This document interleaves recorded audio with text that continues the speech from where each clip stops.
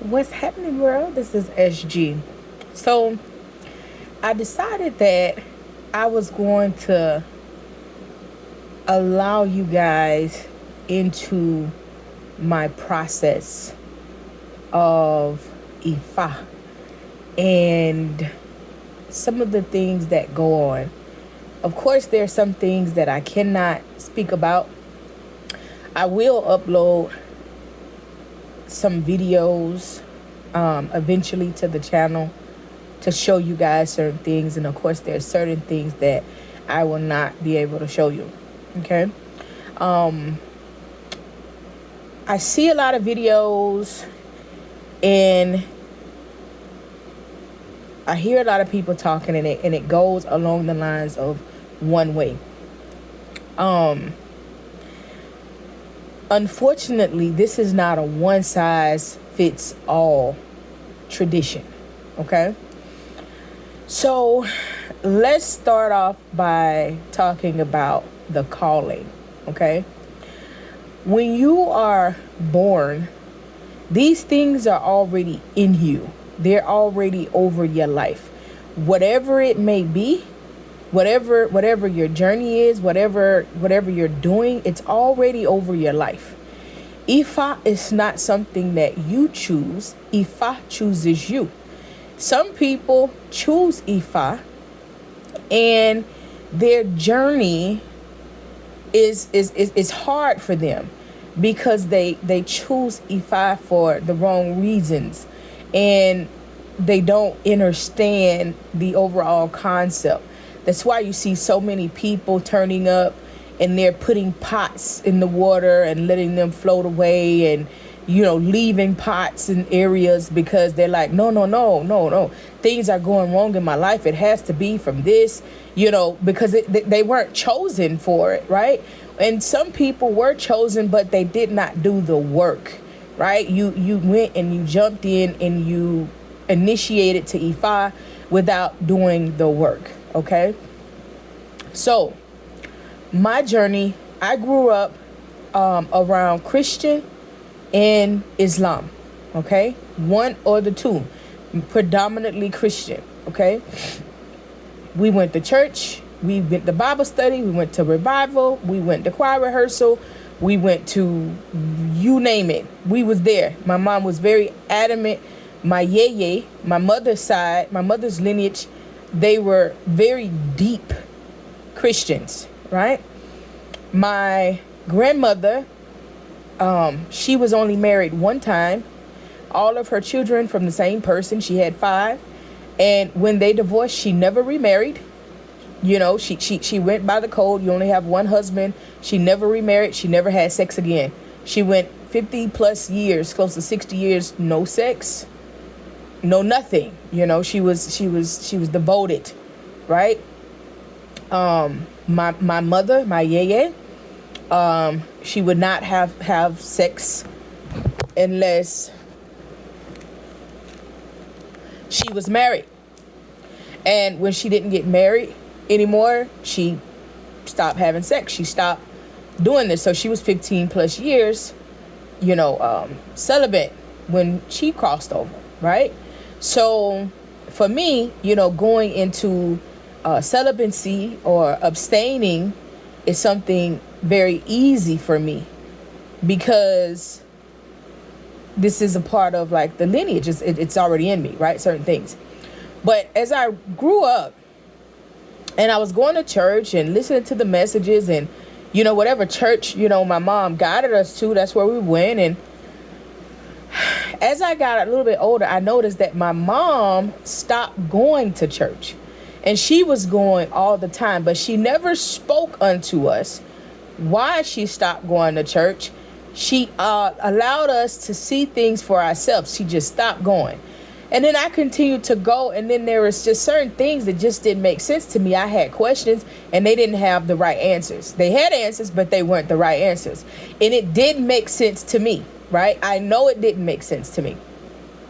So I stopped going to church. And then I was just looking for these answers. And I went a couple years and I wasn't doing anything, but I still prayed, right?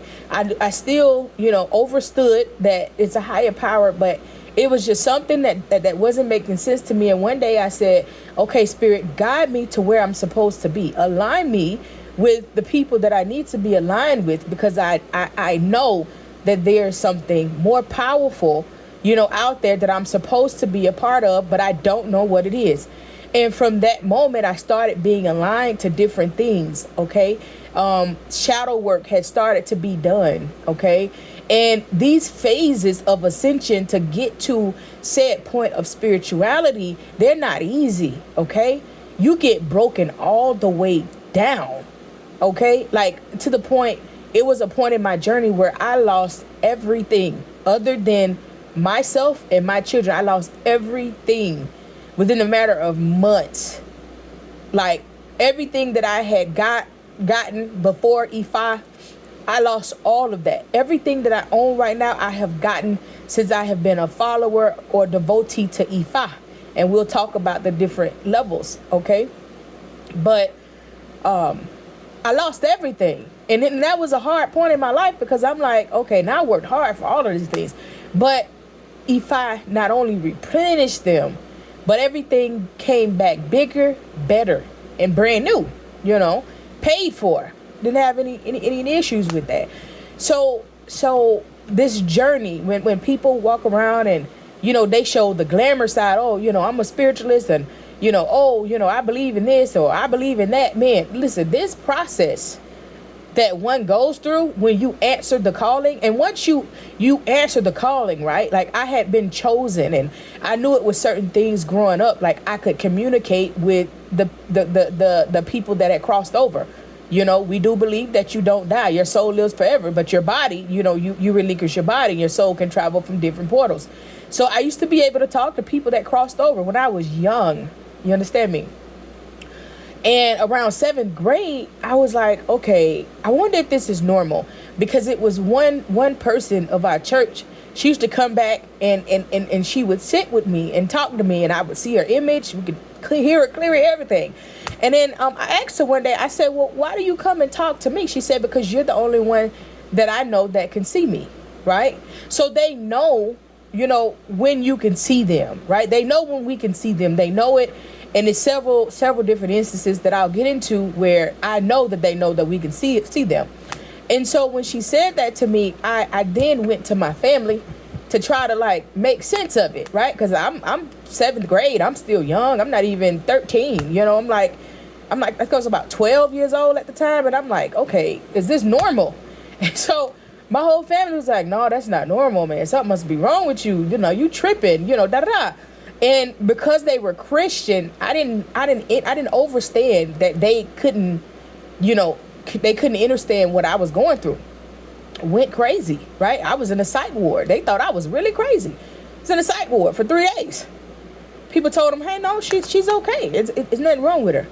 So we went on, right? And I'm like, okay, this is weird. So I prayed. I said, okay, Spirit, I don't want to see dead people anymore. I don't want to see people that have expired in this body anymore, but I do want to be able to still know what's going to happen. I still had that, what they consider to be psychic ability. It's not a psychic ability. We all have it, right? But it depends on what we put in our body and what level we are on. What we're chosen for during this journey is what we have access to, okay? So I kept that ability, and the other one was removed from me seeing other people. And then as I got older, I was in college, and I was talking to them about it, and they were like, well, you need to go talking to my family again. Like, just something ain't adding up, what y'all saying versus what I'm experiencing. And so they had me in counseling. I'm in counseling now, right? Talk to somebody. So eventually, when I realized, Spirit said they will not understand your journey, right? So I stopped going to them, but then I had nobody at all to talk to in reference to what I'm doing and how it may go. And I just paid attention. My mom, she stopped going to church, but she still prayed. And then, my mom, when my mom crossed over, my aunt had conversations with me, telling me certain things that her and my mom used to talk about. And I said, my mom knew. She knew. She knew. You know what I'm saying? She knew she had the awakening. but she allowed her children, once we got grown, to choose our own path. And if it was for us to be awoken, then we would. And E5, we teach you to teach your children so that they know, but that's not something that was done. But I know that she's an angel. She's come to me. She's an angel on the other side. So that made me more comfortable that she knew she started awakening, before she crossed over. And so, well, before she started crossing over, actually. And so on this journey, what I'm saying to you, that it's not peaches and cream. And everybody wants this power, this ashe. Everybody wants to be able to do certain things, but there's a cost, right? That comes with that, And once you cross over and answer your calling, you can never go back to being the same. I don't care if you jump out of the spiritual process and go back to trying to be a Christian or Islam or whatever it is, right? I see some powerful people say, well, I wasn't sure, so I went here, I went there, and I came back to it, right? Once you've been called and you answer that calling, you will never be the same, right? But Spirit leaves you room to explore, so that you can realize what it is that you're supposed to be doing, okay? Now, everybody is not meant for Ifa. We're not around here like other, like religions that are like, oh, okay, come one, come all. No, this is a completely different level of tapping into oneself, right?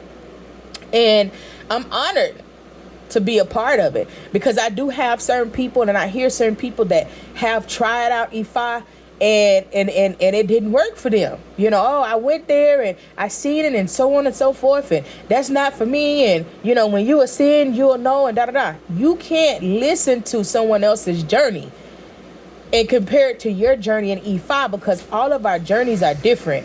We're all here for one or more reasons, right? And so your journey is not going to be my journey, and my journey is not going to be your journey. So my point here is to shed more light, to have you guys be open-minded to your specific journey and what this is, in reference to Ifa, the tradition of Ifa, right? And to be open, right? Because everyone looks for guidance. Everyone looks for someone to, show them the way. And my motto is, believe half of what man tells you and all of what Spirit guides you to, right? And I'll do another video on a lot of these topics, but I really wanted to start out and let you guys know that I'm going to be talking a lot in reference to, Ifa and, my particular process with Ifa, right? Which may not be what you are used to hearing, which may not be what you were taught, right? Because it's a lot that comes along with it, but you really, really, really, especially being a woman, you have to tap into your divine feminine energy and kind of move a little bit different. That's what I must say. So I'm going to wrap this intro up, right? If you have been chosen for E5, don't get scared. If you are in a religion and you feel like something else is calling you or something else is pulling you, dive deeper. If someone comes to you and says something to you, nothing happens by accident. Like if someone comes to you and says something to you like, hey, you need to check this out, or have you ever checked this out, or somebody come to you and just start having a conversation about something, you need to pray and ask why.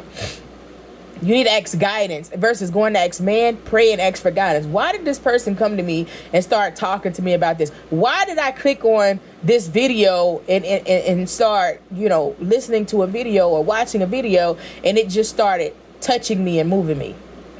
Ask for guidance in the spiritual world, in the spiritual aspect. Dealing with spirituality is about the spirit. It's not about what's written, right? A portion of E5, a large portion of E5 is passed down tradition, which is all written. But we'll get into that. You still have to align with your spiritual presence that's within you, the God within you. Okay? Ashe.